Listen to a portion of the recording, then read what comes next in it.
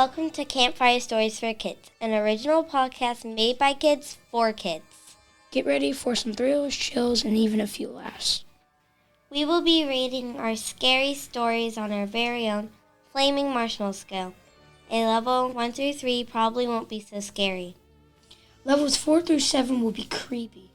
And a level 8 through 10 is definitely scary. So sit back and relax. And join us by the campfire.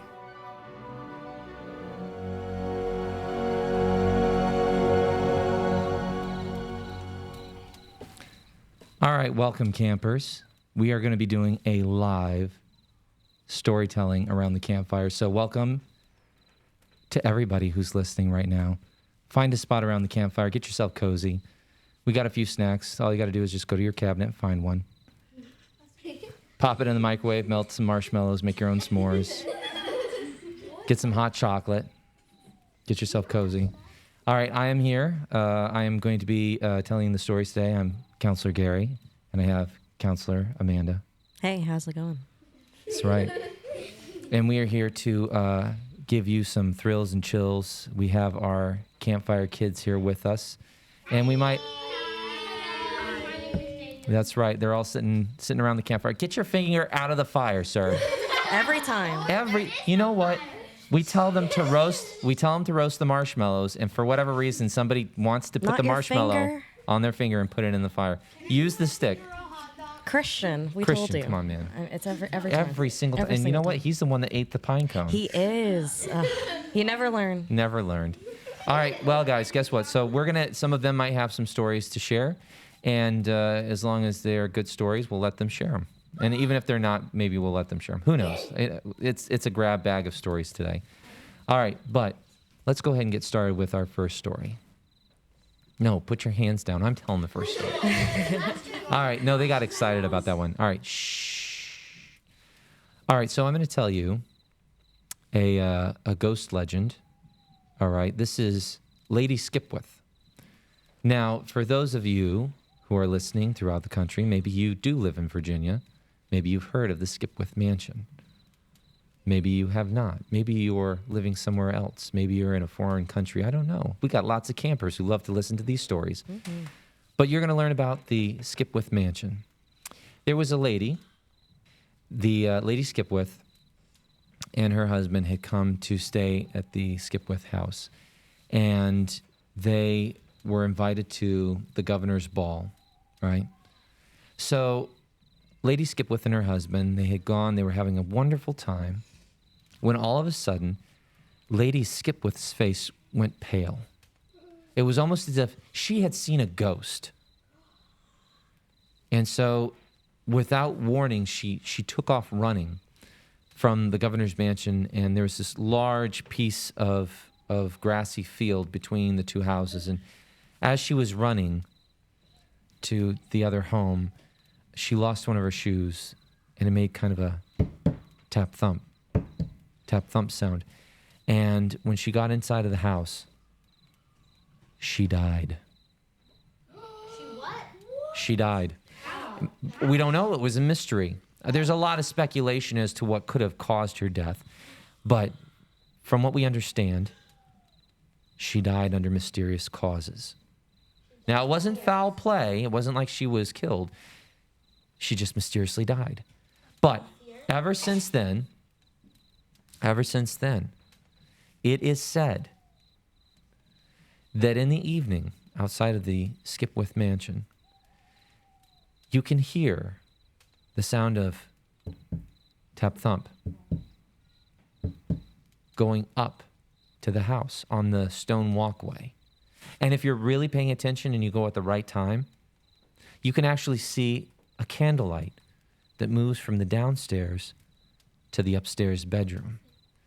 Now, a lot of people are very skeptical about this story, but from what I can remember, because my father had visited this location, my dad went to this location. He was in college. He went to the College of William and Mary, very famous school, very old school.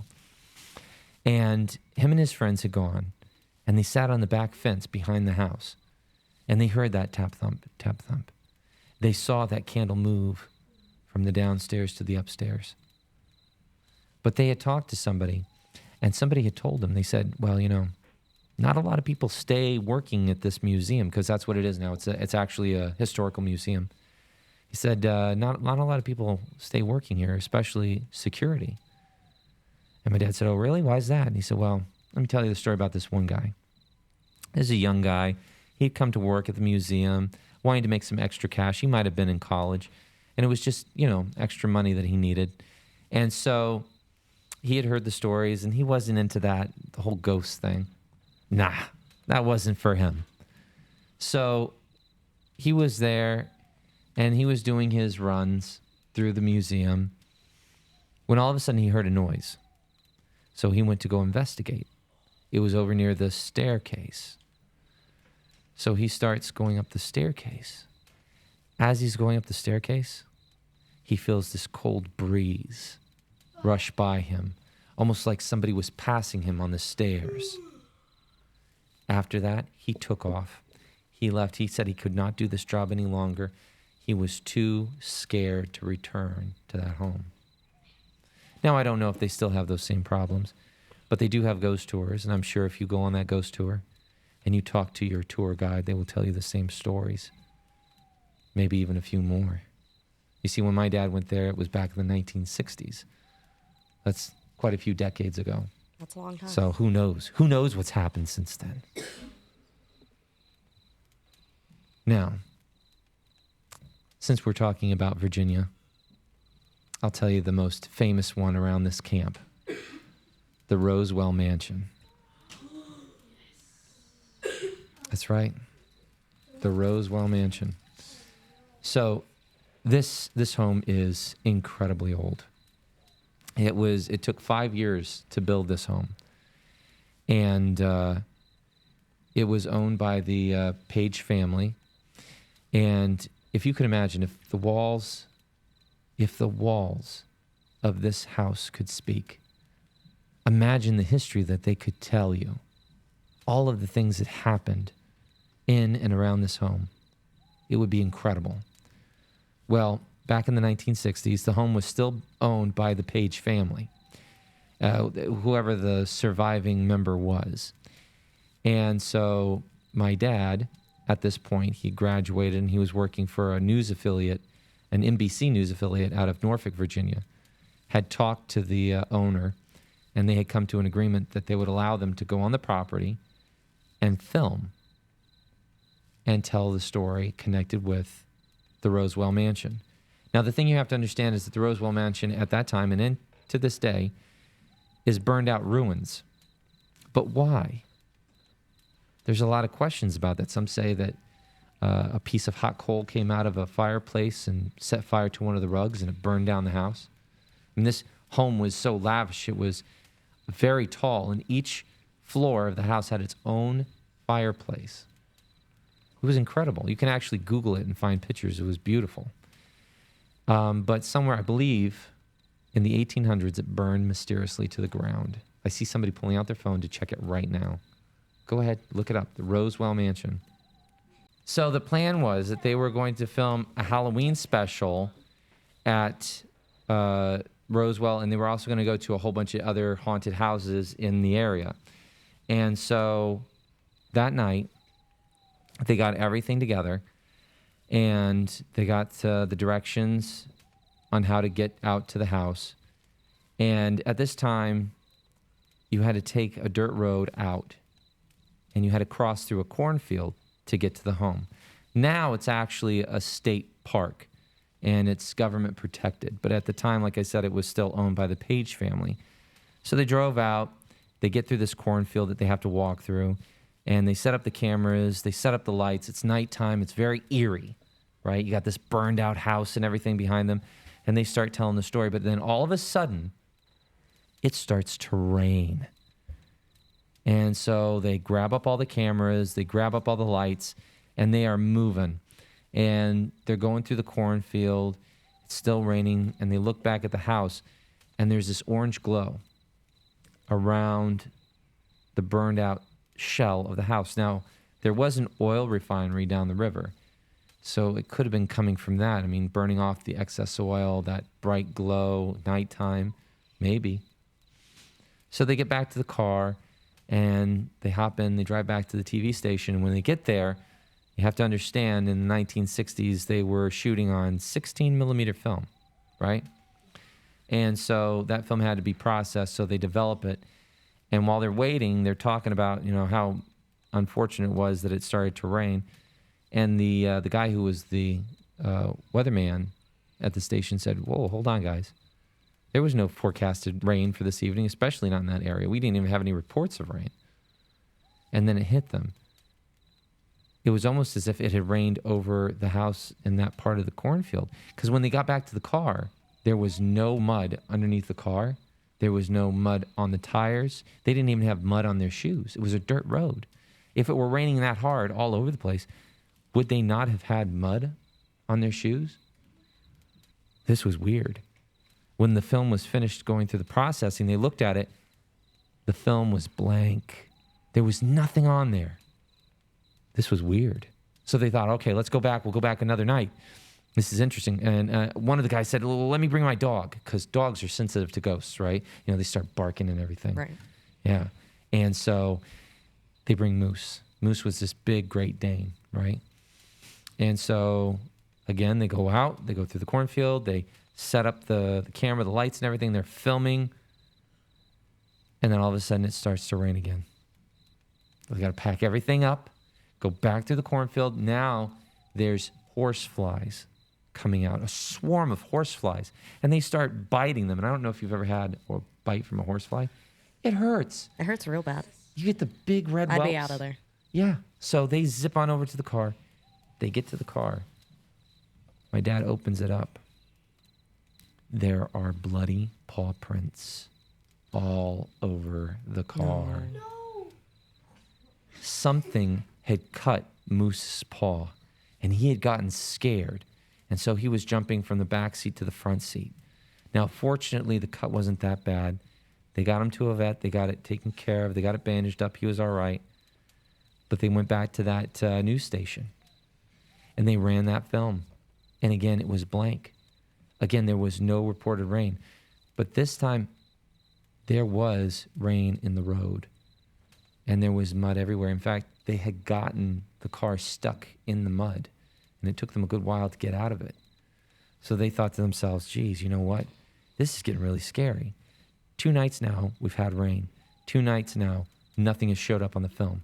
And these guys were professionals. They knew what they were doing, right? It was bizarre. So they decide that they're going to go back one more final night, right? And so this time they brought their wives and their girlfriends. Why not, right? It's already scary enough. Why not bring some other people to enjoy the fun? So they get over there, and they set up. They're doing the filming, and then everything is perfectly fine. They're actually getting stuff. So then they tell the girls, they say, all right, you guys stay over here in the house. We're going to go check out the family cemetery. Because back in the day, a lot of these very wealthy homes and landowners had an area where they could have a family cemetery, right? So they go out to the family cemetery.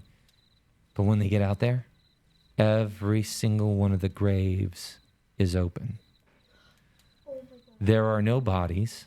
There are no coffins. They are completely empty. Right?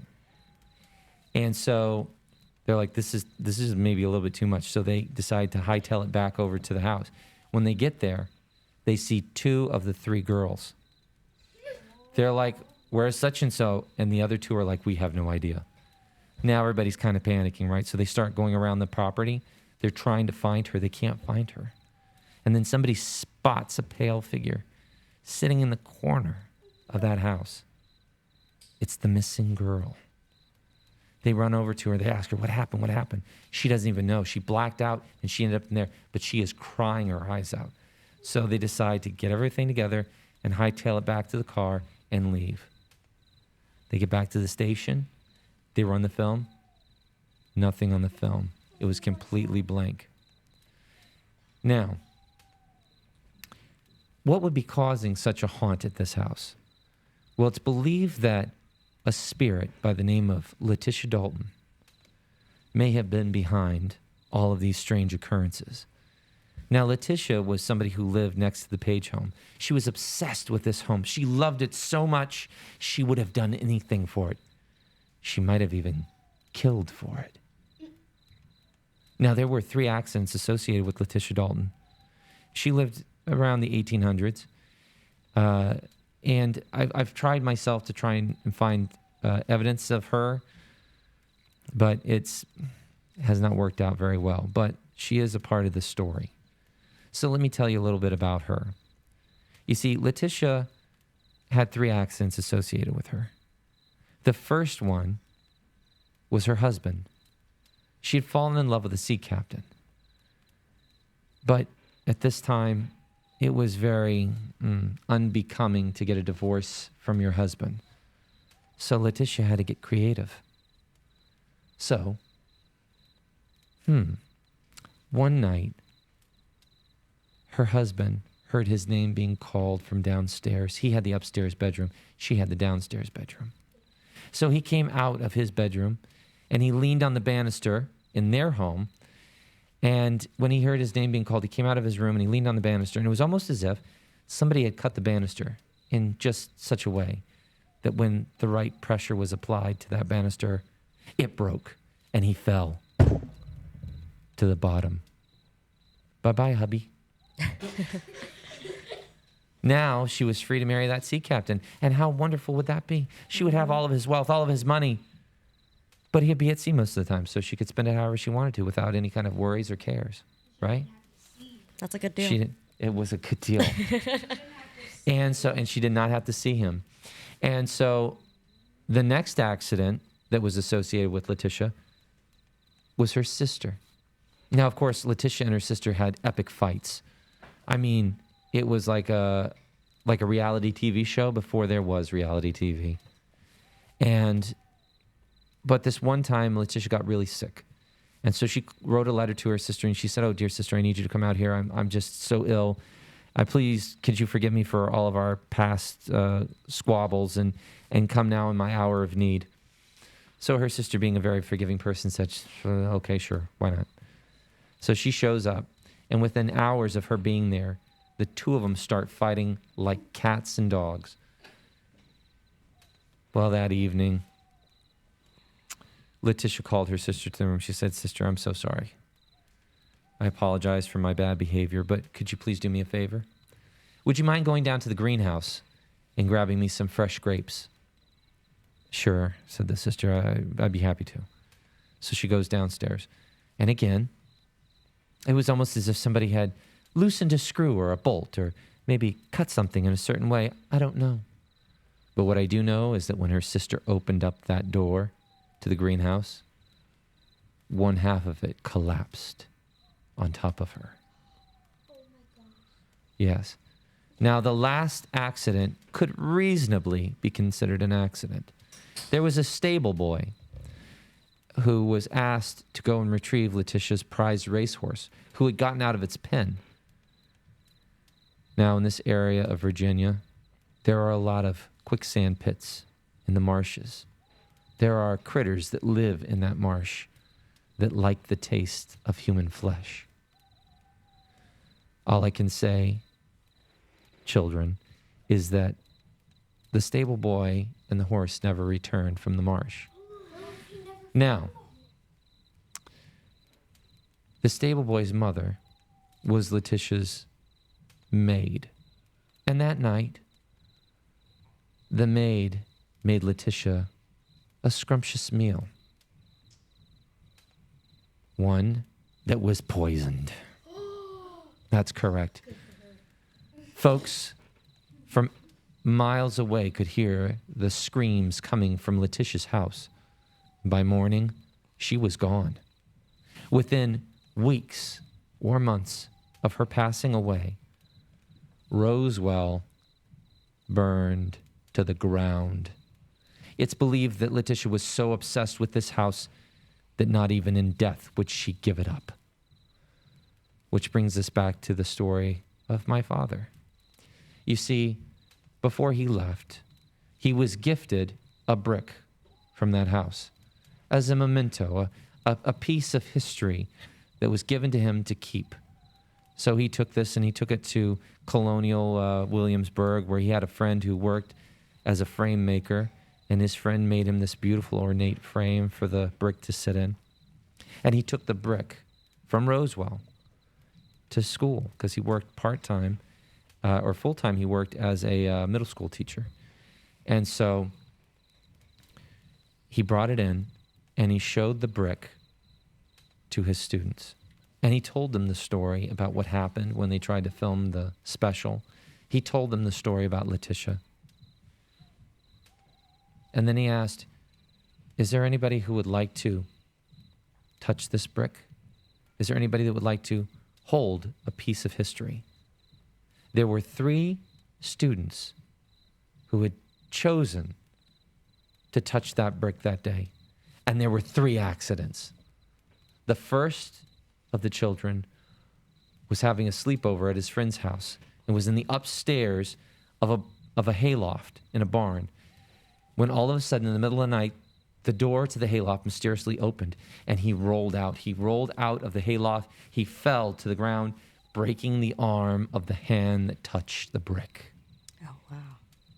The next person, Amanda, the next person was helping her mother get groceries out of the car.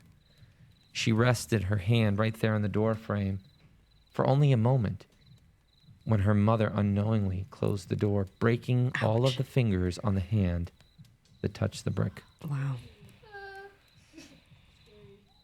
The last person was helping his father change a license plate on their car. Somehow, the license plate slipped and cut through the hand of the person who touched that brick. That's also like the dog. Yes. Oh, we're getting to the dog. We're getting to the dog. But this person ended up having to have stitches in their palm. Serious damage to that hand. Now, of course, when my dad told me this story, I thought it was ridiculous. Right. A haunted brick. What does it do? Right. Sprout little legs, run around, come over and attack you? No, that's not what bricks do. So I picked up that brick like a bar of soap and I rubbed it on my chest. I rubbed it under my arms. I rubbed it all around me. And you know what happened? You know what happened, children? What happened? I did not get a rash. I ended up, my appendix ruptured. Oh. And I ended up having to have my appendix removed. Wow. But here's one, right? Now, of course, everybody's like, well, I mean, people lose their appendix. It's what happens. Yes, it does happen. And it could be that, maybe I don't know. Maybe I had one too many sunflower seeds or something. I don't know. Could have happened. Could have happened. But my mother, who is very superstitious, one day was dusting in our living room, and her hand happened to hit the brick. That evening, she had gone over to the neighbor's house to help this elderly couple. The husband had had heart surgery. The wife had had back surgery. And my mother is a former registered nurse. So she was over there helping when all of a sudden their dog, Tater, this sweet dog, this old dog, sweet, sweet dog. We had played with him so many times. Right. Jumped up and bit through her finger. Turned into a bone infection, and then she had to have the finger amputated. But not just any finger, it was the finger on the hand that touched the brick. To this day, we keep that brick under a glass case. Good. So that nobody mistakenly touches it. I'm never going near that brick. Don't. Don't. Next time you come over for game night, sit on the other side of the room. Yeah. Okay. I'm throwing it out there. Okay. Okay. Is there anybody who wants to share a story? Okay. I'm going to pass it over here to Emily. So, I think it's called the Burlton Cemetery. So, there was this girl in the school. She wasn't scared of anything. So, her friends, they thought it was weird that she wasn't scared of anything. So then they asked her to go to a cemetery at night.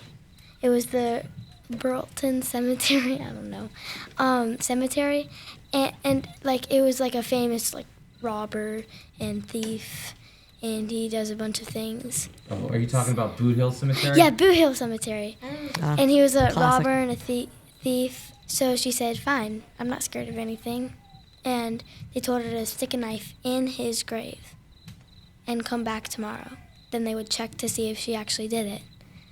So she did it. She went to the grave that night and took a knife and stuck it right into the grave. So when she went to walk away, she couldn't. It was like almost like something was pulling her dress, so she couldn't get away. The next morning, she didn't come to school. So her friends thought that she got really scared and she was really embarrassed to come back to school again. So they went to the grave to make sure that she actually put the knife in. They saw the knife, but they also saw her laying on the ground, her knife pinned to her dress in the grave. She took the knife, and it was dark outside, and she took the knife, she accidentally put it into her dress. Oh, no. And she actually thought that there was something holding her, and they saw her, that she died of fear. Ah. That's creepy. Yeah, that's a classic story. Classic story, and it's been told many different ways. Rosie, It's a different story. Not that. are you sure? Yes. Okay. Rosie had a story earlier. It was too scary. It was so scary. I thought I was going to have to get a support animal for Miss I'm going to have Amanda. nightmares later. Right. Yeah. And I was like, we can't. This is a family show. No. We got to keep it reasonably PG. We can't go more than that. All right. So you have a good story that you're going to share with us? I don't know if you know it. You probably I don't. All right, I don't need any more nightmares, Rosie. Yes. All right. So I'm going to hold on. I'll swing it around here for Rosie, okay? And if it's going to be scary, you need to give us the marshmallow rating for that one, okay? Remember, anything above 8 is super scary. 7 to 8 is creepy, okay? 5. Okay. I can handle a 5. It's All not right. bad. It's not bad. So this girl is at school and she's not scared of anything. So these people, her friends and stuff, ask her to go because there's a big mansion on top of a hill that they can see from the school. And they ask her to go there to prove that she's not scared. So she goes there, but she's scared. So she asks her brother to go with her. And then her brother goes with her. And they check all the rooms, and there's nothing there. This is really short, by the way. There's nothing in the house. It's old and stuff. And then the last bedroom that they check, the door was cracked, and they walk in. They turn on the lights, and there's nothing in there. But they saw these yellow glowing eyes under the bed. Then the brother said it was just a doll. So it's only us two. And then the doll said, yeah, just us 3. Oh. Mm-mm.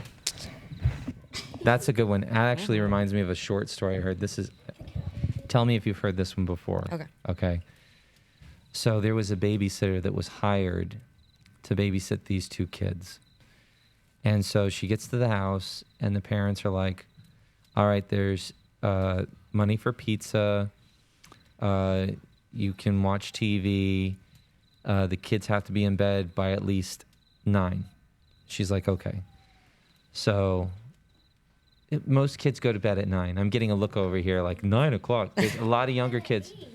Well, that's different. I mean, some kids are a little bit older. They get to go to bed at 9 o'clock. So anyways, so the mom and dad say they have to go to bed by at least 9 o'clock. So she goes, okay. So they order pizza, they eat it. She gets the kids ready for bed, and they go to sleep. And so she goes to the living room to watch some TV. But there's this statue of a creepy clown in the corner. It's a clown, you know, and it's just standing there in the corner, and it's holding, you know, like one of those oversized flowers in its hand. And she's trying to ignore it.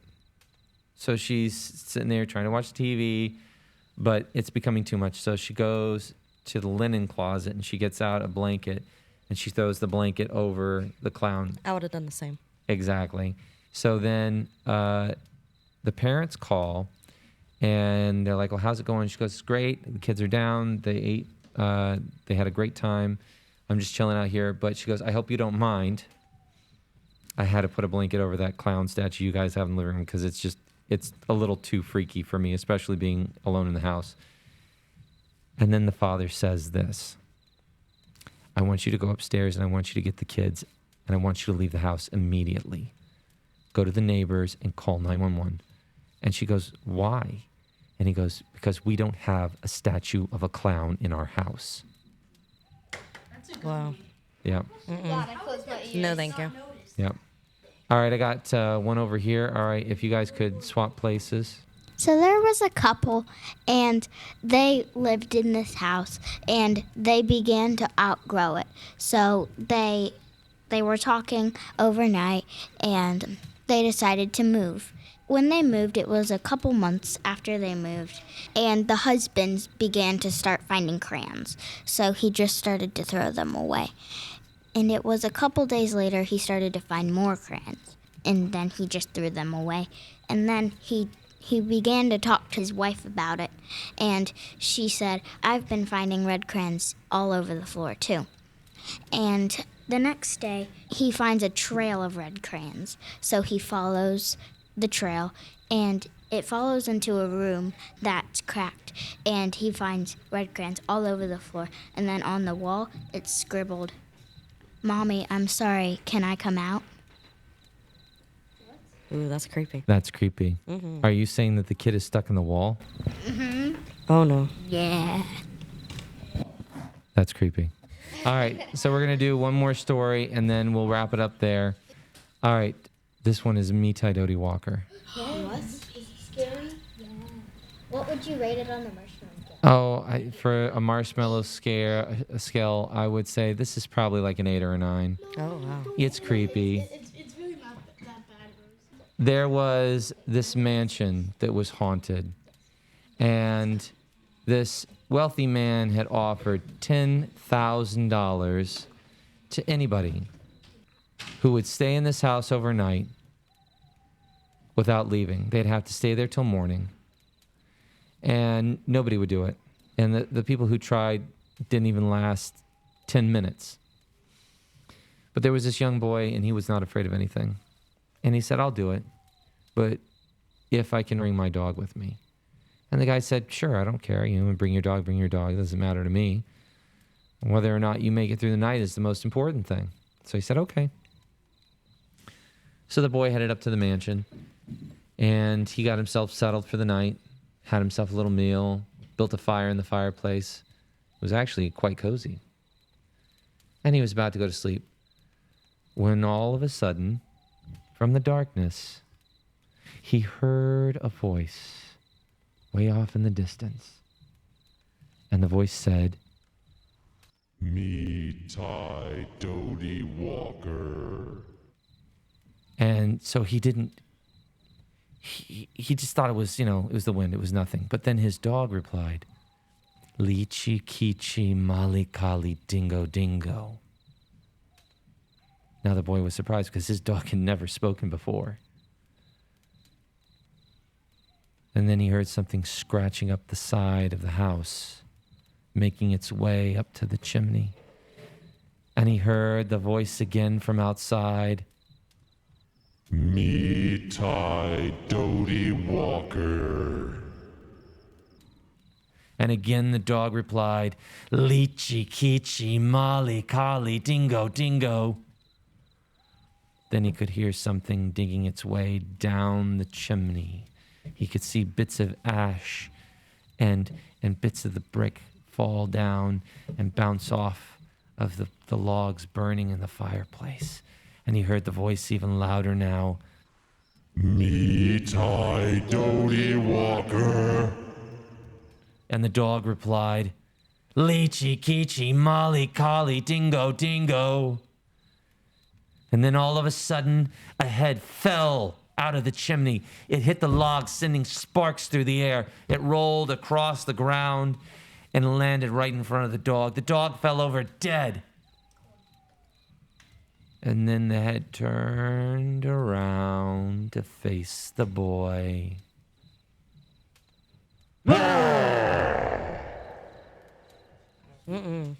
Yep. All right, guys. So that's going to wrap up our scary stories. I hope you enjoyed being with us around the campfire.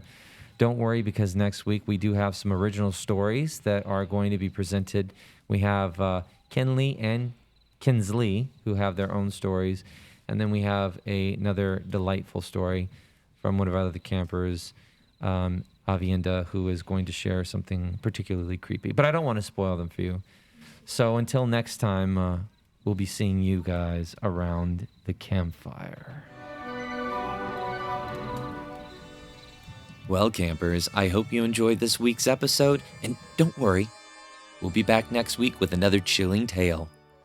If you like what you heard, make sure you hit that subscribe button so you'll get all the new episodes the moment they hit.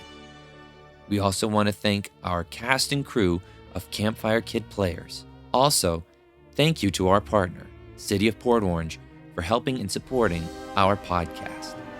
Until next week, we'll see you around the campfire.